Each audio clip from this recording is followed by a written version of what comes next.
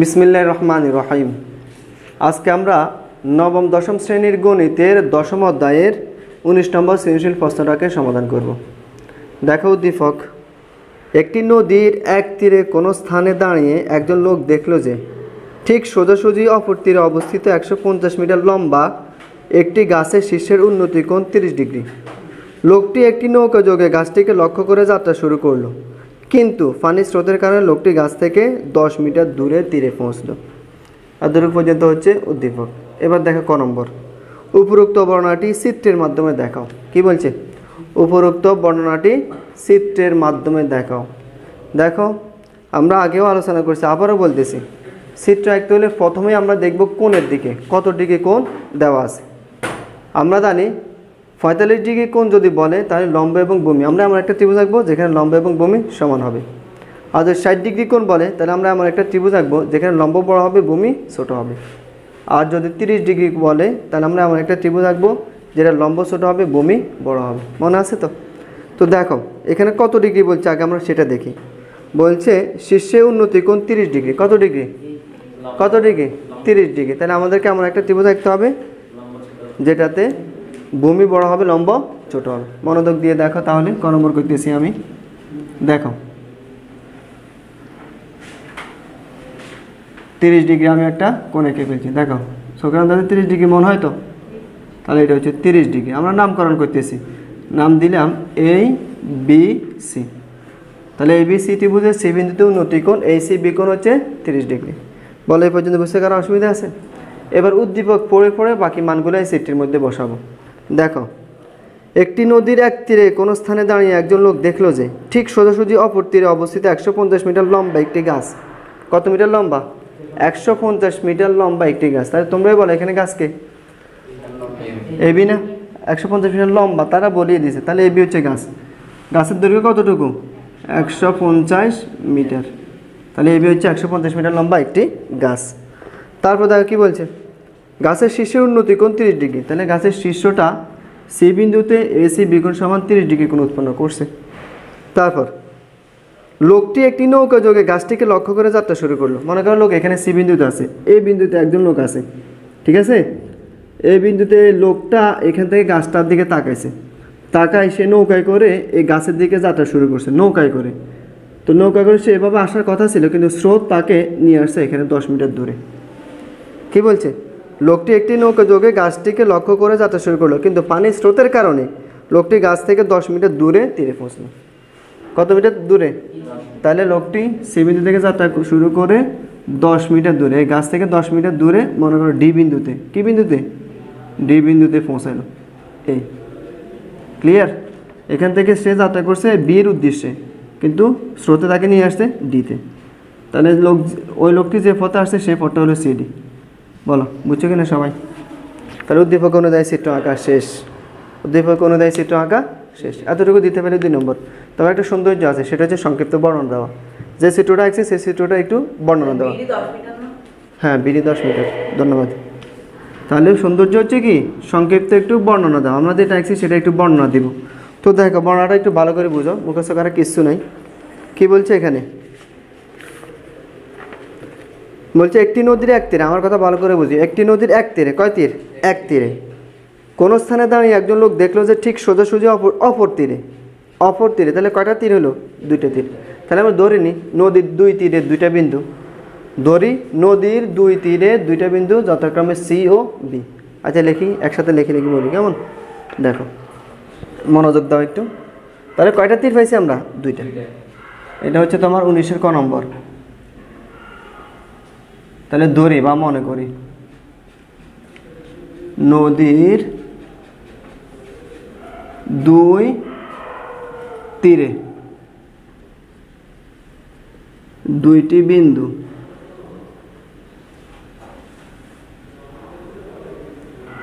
ধরি, নদীর 2 তীরে 2টি বিন্দু যথাক্রমে সি ও বি। বলো এই পর্যন্ত বুঝতে কারো অসুবিধা আছে? তাহলে এখানে প্রশ্ন থেকে আমরা বুঝলাম যে 2টা তীর নদীর, তো আমরা 2টা তীরে 2টা বিন্দু ধরে নিয়েছি সি এবং বি। তারপর দেখো এখানে গাছ কোন বিন্দুতে আছে? বি বিন্দুতে না? তাহলে বি বিন্দুতে 150 মিটার লম্বা গাছকে এবি, বি বিন্দুতে 150 মিটার লম্বা গাছ এবি, বা বি বিন্দুতে এবি গাছের দৈর্ঘ্য 150 মিটার, যেভাবে লেখো। তারপরে কথা, বি বিন্দুতে এবি গাছের দূরত্ব বা এবি গাছের উচ্চতা, যেভাবে বলো, এবি গাছের উচ্চতা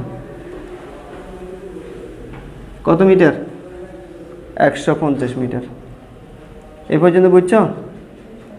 দুইটা কথা গেছে। তারপর দেখো 150 মিটার লম্বা একটি গাছের শীর্ষের উন্নতি কোণ 30 ডিগ্রি এবং সি বিন্দুতে গাছের শীর্ষের উন্নতি কোণ এসি বি কোণ সমান 30 ডিগ্রি। তাহলে এবং সি বিন্দুতে গাছের শীর্ষের উন্নতি কোণ কে? এসি বি কোণ না? এসি বি কোণ সমান 30 ডিগ্রি। এ পর্যন্ত সমস্যা আছে কারো? তারপর দেখো তিনটা কথা গেছে, সর্বশেষ কথা। লোকটি একটি নৌকা যোগে গাছটিকে লক্ষ্য করে যাত্রা শুরু করলো, কিন্তু পানির স্রোতের কারণে লোকটি গাছ থেকে 10 মিটার দূরে তীরে পৌঁছলো। তাহলে লোকটি সি বিন্দু থেকে এবি গাছ থেকে 10 মিটার দূরে ডি বিন্দুতে তীরে পৌঁছলো।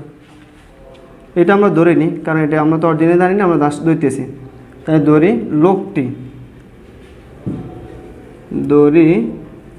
লোকটি সি বিন্দু থেকে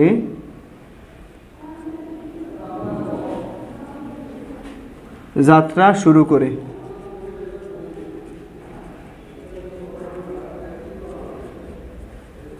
গাছ থেকে 10 মিটার দূরে ডি বিন্দুতে তীরে পৌঁছলো।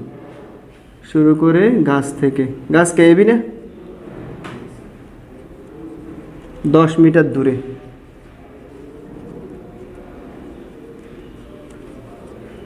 ডি বিন্দুতে, কোন বিন্দুতে? ডি বিন্দুতে তীরে পৌঁছলো। তাহলে আমাদের সংক্ষিপ্ত বর্ণনা দেওয়া শেষ। এখন আমাকে বলো, এই বর্ণনাটা বুঝতে কারো অসুবিধা আছে? বুঝলে একেবারে সহজ, এখানে মুখস্থ না। আমি আমার মতো করে দিয়েছি, তুমি তোমার মতো করে দিবা, মূল কথাগুলো আসলেই হলো। না সমস্যা আছে? না, সবাই তুলে না এতটুকু। তাহলে খ নম্বর প্রশ্নে কী বলছে দেখো, বলছে নদীর বিস্তার নির্ণয় করা। কি নির্ণয় করার জন্য বলছে? নদীর বিস্তার। এ চিত্র থেকে বলো তো তোমরা নদীর বিস্তার কি? এখানে নদীর বিস্তার বেশি না? নদীর দুইটা তীর, এক তীরে দুইটা বিন্দু হচ্ছে সি এবং বি। যদি নদীর দুই তীরের দুইটা বিন্দু সি এবং বি হয়, তাহলে বিস্তার হবে বিসি বা সিবি। এতটুকু না? এর মানে এখান থেকে আমাদেরকে বিসির মান বাইর করতে হবে। ক্লিয়ার? কার মান বাইর করতে হবে? বিসি। তাহলে আমরা কয় চিত্রের সাহায্য করব? দেখো আগে একটু লিখে নিই। খ নম্বর কেমন? ক এর চিত্রের সাহায্যে পাই। ক এর চিত্রের সাহায্যে, অর্থাৎ আমরা যেটা প্রমাণ করব সেটা ক এর চিত্র দেখে থেকে প্রমাণ করব। কেমন? তাহলে আমরা ক এর চিত্রের সাহায্যে প্রমাণ করব। তো প্রথমে চিত্র থেকে যেগুলো দেওয়া আছে মান, এগুলো আমরা একটু বসে নিই। বলো এখানে এবির মান কত? 150 মিটার। তাহলে এবি সমান 150 মিটার। কেমন? সি বিন্দুতে উন্নতি কোণের নাম বলো। তাহলে সি বিন্দুতে উন্নতি কোণ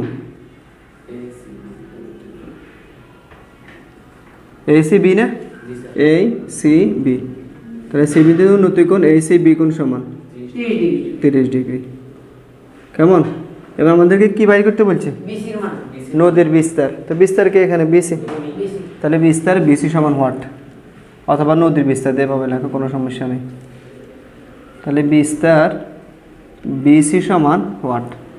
বুঝছো তো আশা করি। এখন আসো আমরা তিনটে সূত্র জানি। সাইন কস টেনের। সাইন থিটা সমান লম্ব বাই অতিভুজ, কস থিটা সমান ভূমি বাই অতিভুজ, টেন থিটা সমান লম্ব বাই ভূমি।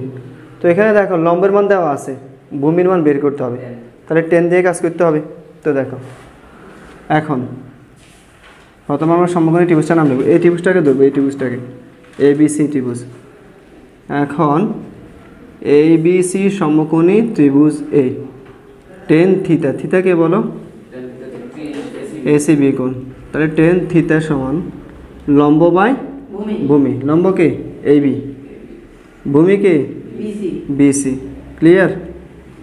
এবার দেখো বা টেন যেভাবে আছে এভাবে, এসি বির মান কত? 30 ডিগ্রি, দিলাম 30 ডিগ্রি। এ বির মান কত? দিলাম 150। বিসি তো বাইর করবো, তাহলে বিসি যেভাবে আছে এভাবে। এবার আসো বলো টেন 30 ডিগ্রি মান কত? 1/√3 is equal two 150/BC। Clear? এবার কোনাকুনি গুণ করবো আমরা, বিসি সরি এটা বিসি, কেমন? এবার কোনাকুনি গুণ করবো, বিসি দিয়ে 1কে গুণ করো, বিসি ইজ ইকুয়াল টু 150 দিয়ে √3কে গুণ করো, 150 √3। বলো বুঝছো? তাহলে বিসি মান বাই করতে বলছে, বিসি মান হচ্ছে 150 √3। ইচ্ছা করলে তোমরা ক্যালকুলেটরের সাহায্যে দশমিক নিতে পারো। করো তো কত হয় দশমিকে নিলে? তাহলে ইজ ইকুয়াল টু 150 ইন্টু √3 সমান কত? দেখি তাহলে 259.807 কত? 259.807 807। 7-এর পর আবার 6 আছে, তাহলে 7টাকে 8 দিতে হবে। বুঝছো? তাহলে আমরা ক্যালকুলেটরের সাহায্যে কাজ করলে হবে 259.808। বলো বুঝছো? তাহলে আমাদেরকে নদীর বিস্তার বাইর করার জন্য বলছে, তাহলে নদীর বিস্তার পেয়ে গেছি না? এবার লিখবে আর কি, সুতরাং নদীর বিস্তার নাও তুলি নাও। সুতরাং নদীর বিস্তার সমান 259.808 মিটার। বলো তো কারো বুঝতে অসুবিধা আছে কি না? পুরোপুরি বুঝছো তো? নাও তোলো।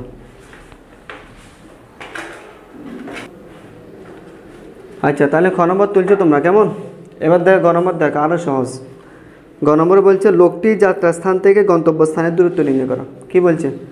লোকটির যাত্রাস্থান থেকে গন্তব্যস্থানের দূরত্ব নির্ণয় করা। লোকটি যাত্রা শুরু করছে কোথা থেকে? সি থেকে। এসে পৌঁছাইছে কোথায়? ডিমেতে। তাহলে তার যাত্রাস্থান থেকে গন্তব্যস্থানের দূরত্ব কত? সিডি, মানে সিডি বাইর করতে হবে। কি বাইর করতে হবে?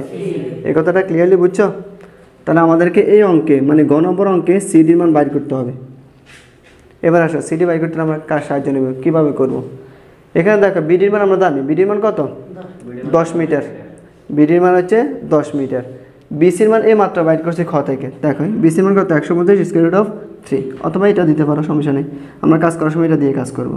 বিসির মান হচ্ছে 150 √3। তাহলে বিসির মান জানি, বিডির মান জানি, সিডির মান বাইর করতে হবে। আবার দেখতে দেখাতে এটা সমকোণী ত্রিভুজ। সমকোণী ত্রিভুজ না? ফিতাগোরাসের বই তো মনে আছে তোমাদের? অতিভুজ স্কয়ার সমান লম্ব স্কয়ার যোগ, বাস হয়ে গেছে। অতিভুজ স্কয়ার সমান লম্ব স্কয়ার যোগ ভূমি স্কয়ার, এই সূত্র দিয়ে মানগুলো বসিয়ে দেবে, অঙ্ক অটোমেটিক হয়ে গেছে। বুঝছো তো আমার কথা? তো দেখো একটু মনোযোগ দিয়ে দেখো, গ নম্বর করবো এখন, কেমন? তাহলে প্রথমে আমরা অবশ্যই কয় সিট ব্যবহার করবার জন্য এখানে লেখা থাকবে কয় সিটের সাহায্যে, কেমন? এটা হচ্ছে গ। আসো বিডি সমান কত?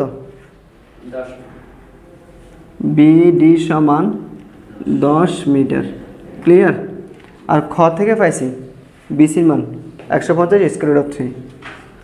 বিসি সমান 150 √3 মিটার। কোথা থেকে পাইছি এটা আমরা? এই জন্য থার্ড ব্যাগে একটু দেখাইতে পারো, খ হতে না দেখাইলেও কোনো সমস্যা নেই। খ হতে, অর্থাৎ মানটা আমরা খ হতে যেটা পাইছি সেটা ব্যবহার করছি।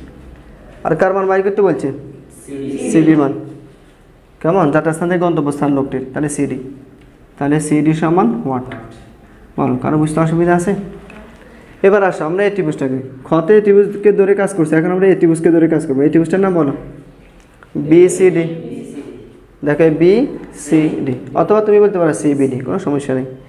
তাহলে বিসিডি ত্রিভুজ, তিনটা বাহু দ্বারা আবদ্ধ হলে ত্রিভুজ, যেভাবে আবদ্ধ হোক। এখন মনোযোগ দিয়ে দেখো, বিসিডি সমকোণী ত্রিভুজে। সমকোণী কথাটা কেন লিখছি জানো? কারণ ফিথাগোরাসের উপায় দিয়ে অ্যাপ্লাই করতে হলে অবশ্যই সমকোণ লাগবে, সমকোণ ছাড়া হবে না। আর এটাতে আমরা তো এখানে বিকোণটা 90 ডিগ্রি না? তাহলে বিসিডি সমকোণী ত্রিভুজে। অতিভুজ চিনো তোমরা? সমকোণের বিপরীত বাহু, সমকোণ তো বি, তাহলে অতিভুজকে সিডি। তো দেখো বিসিডি সমকোণী ত্রিভুজে অতিভুজ স্কয়ার সমান, অর্থাৎ সিডি স্কয়ার সমান লম্ব স্কয়ার যোগ ভূমি স্কয়ার, অর্থাৎ বিডি স্কয়ার যোগ বিসি স্কোয়ার, বিডি স্কোয়ার যোগ বিসি স্কোয়ার। এটা বুঝতে কারো অসুবিধা আছে? ফিতাগোরাস উপপাদ্য অ্যাপ্লাই করছি, অতিভুজ স্কোয়ার সমান লম্ব স্কোয়ার যোগ ভূমি স্কোয়ার। বুঝছো তো আশা করি? এবার দেখো বাকি কাজ তো সহজ, সবাই পারবে, সমস্যা নেই। সিডি রেখে দিলাম ইজ ইকুয়াল টু, বলো স্কোয়ারের দিকে আসলে কী হবে? Square root. কেমন? বিডির মান কত? 10, দিলাম 10, বিডির উপর স্কোয়ার আছে, দিলাম স্কোয়ার, প্লাস বিসির মান কত? 150 স্কোয়ার রুট অফ 3, দিলাম 150 স্কোয়ার রুট অফ 3। স্কোয়ার আছে না বিসির উপর, স্কোয়ারের স্কোয়ার দিলাম। বলো সবাই বুঝছো? এবার দেখো তাহলে স্কোয়ার রুট অফ, বলো 10-এর উপর স্কোয়ার দিলে কত? 100, plus 150 square root of 3 whole square কত? 150 square root of 3 whole square, বরাবর 450, তাহলে 450। কেমন? এবার আসো স্কোয়ার রুট অফ 100 আর 450 যোগ করো, 550। ক্লিয়ার?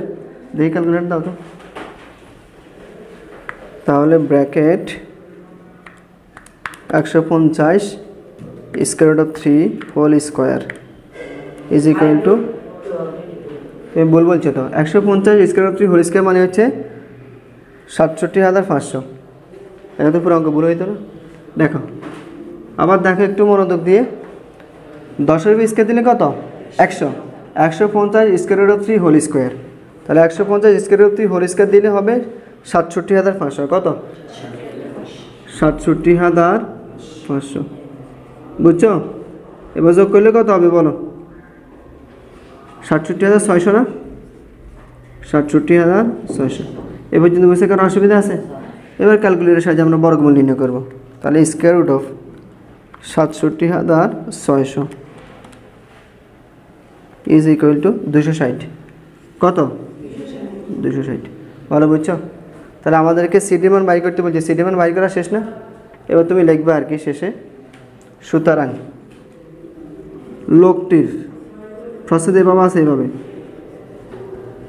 গন্তব্য যাত্রাস্থান থেকে গন্তব্যস্থানের দূরত্ব, সুতরাং লোকটির যাত্রা স্থান থেকে গন্তব্যস্থানের দূরত্ব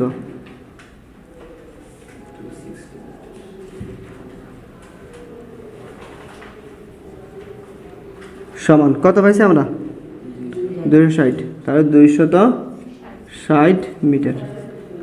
বলো কারো বুঝতে অসুবিধা আছে কি না? তাহলে আমাদের 19 নম্বর সৃজনশীল অঙ্কটা সমাধান করা শেষ। তো নেক্সট ক্লাসে আমরা 20, 21 এই অঙ্কগুলোকে সমাধান করবো ইনশাআল্লাহ। তো আজকে পর্যন্তই, নেক্সট ক্লাস পর্যন্ত সবাই সুস্থ থেকো, ভালো থেকো এই কামনাই করি। আল্লাহ হাফিজ।